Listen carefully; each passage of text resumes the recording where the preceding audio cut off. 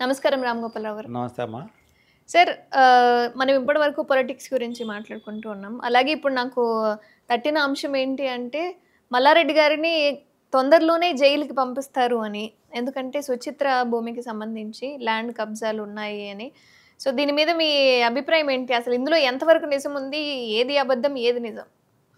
ఇప్పుడు లక్ష్మి గారు ఏది అబద్ధం ఏది నిజం అన్న దాని మీద నేను డాక్యుమెంట్ చూస్తే కానీ చెప్పగలుగుతాం. హ్మ్. హ్మ్. విన్నావా? హ్మ్. అది చూడడానికి చెప్పలేము. కాకపోతే ఏదైతుందో అక్కడ ప్రజలల్లా ఏదైతుందో చాలా మటుకు చెప్పిన కాడికి ఏదైతుందో అక్కడ మల్లారెడ్డికి ఆ భూమి చెందుతుంది అన్న ఉద్దేశంలో ఇది హ్మ్. కేవలం రాజకీయ కక్షతో రాజకీయ ప్రేరేపితంతోనే ఆయన మీద కేసు బుక్ చేస్తున్నారు అనే దాని మీద పోతున్నది. హ్మ్. కాకపోతే మల్లారెడ్డి ఏదైతే ఉన్నాడో అక్కడ మందిని తీసుకుపోయి ఆడ వాళ్ళు వేసిన రేకులను తీసేయడము, దాన్ని కొట్టేయడం. తోసేయడము, ఇవన్నీ చేయడం ఏంటంటే చట్టాన్ని తన చేతిలో తీసుకున్నట్టు అది దౌర్జన్యం కింద వస్తుంది.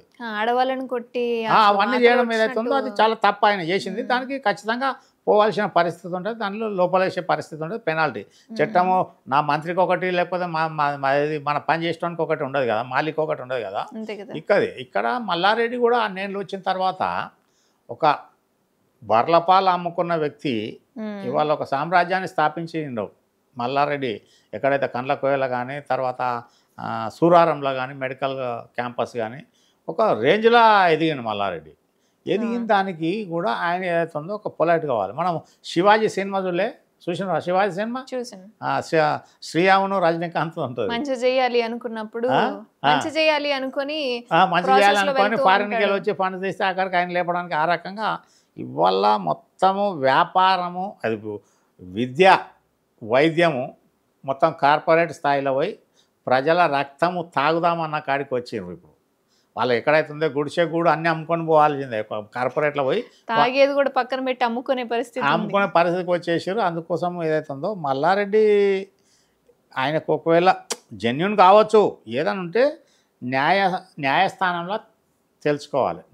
ఇంకొకటి మల్లారెడ్డి కూడా ఉరుకులాడాల్సిన అవసరం లేదు. ఆ భూమి లేకపోతే ఆయన బతకలేడు అన్నది కాదు కదా.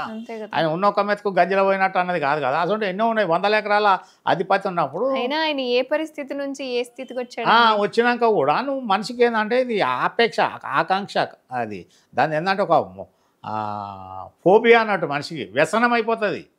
ఆయననే చాలాసార్లు చెప్పాడు పాలమ్మ నీళ్ళమ్మ ఎలా ఉంటది ఆయనకి తెలిసి అవన్నీ తెలిసి కూడా ఈ దాకా ఏదైతే ఉందో ఆయన ఆవేశంలో పోయి ఆ చేసిన తప్పుకు జైల్లో పంపినా తప్పేం లేదు. వాళ్ళ చాలామంది కేసులు ఉంటాయి. మళ్ళీ పంపలేదు. ఎన్నిసార్లు ఎన్ని కేసులు పెట్టి తింపి కొడితే మన గెలిచిండు కదా.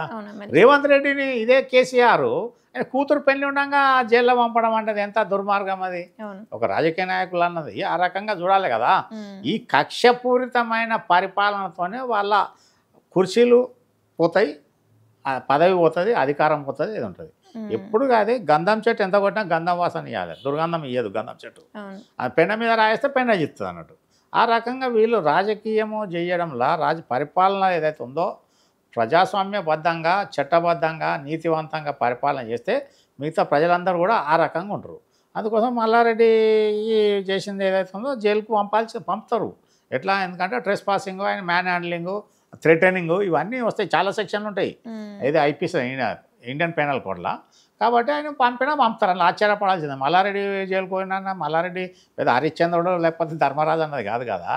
ఎవరైనా పోతారు, తప్పు చేస్తే వాళ్ళు లోపలేస్తారు, ఖచ్చితంగా ఉంటారు, మళ్ళీ బయటకు వస్తారు. ఇప్పుడు ఎంతమందిని చూస్తలేం మనం. వైఎస్ జగన్ 16 నెలలు జైలు వచ్చినాక కూడా మళ్ళీ ప్రజలు ఆదరించారు.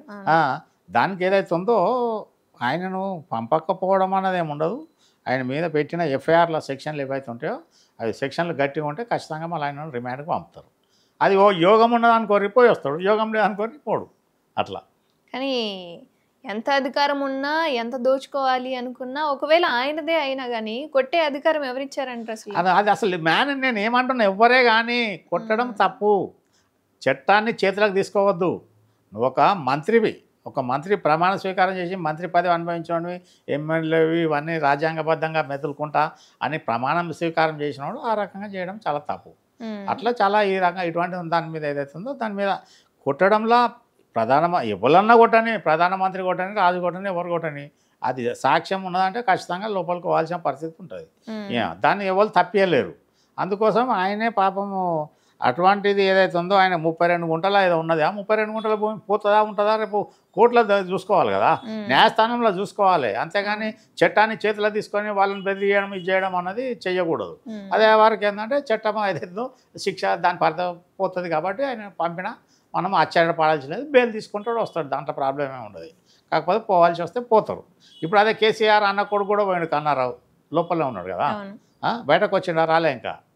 అట్లా ఆ రకంగా ఏదైతే ఉందో ఈ దౌర్జన్యము చేసిన వ్యక్తులు ఎవరైనా శిక్షార్హులు పోతారు. వాళ్ళు మంత్రి లేకపోతే ప్రధానమంత్రి లేకపోతే ఈ మంత్రి ఆ మంత్రి ఏమన్నా కాదు, ఇందిరాగాంధీని కూడా జైలుకు పంపారు ఎమర్జెన్సీ. అటువంటి అప్పుడు ఎవరైనా కూడా పోతారు. ఆయనకు అట్లా పోతే ఆశ్చర్యపడాల్సింది ఏం లేదు. కాకపోతే చేసిన తప్పుకు శిక్ష అనుభవించాల్సి వస్తుంది. బాజాప్త ఎవిడెన్స్ ఈ రోజులు ఏదైతుందో టెక్నాలజీ పెరిగినాక మొత్తం వీడియో కానీ ఇవన్నీ కానీ ప్రతిదీ డిజిటల్ ఎవిడెన్స్ ఎక్కువైపోయింది కాబట్టి దొరికిపోతారు అట్లా. ధన్యవాదాలండి.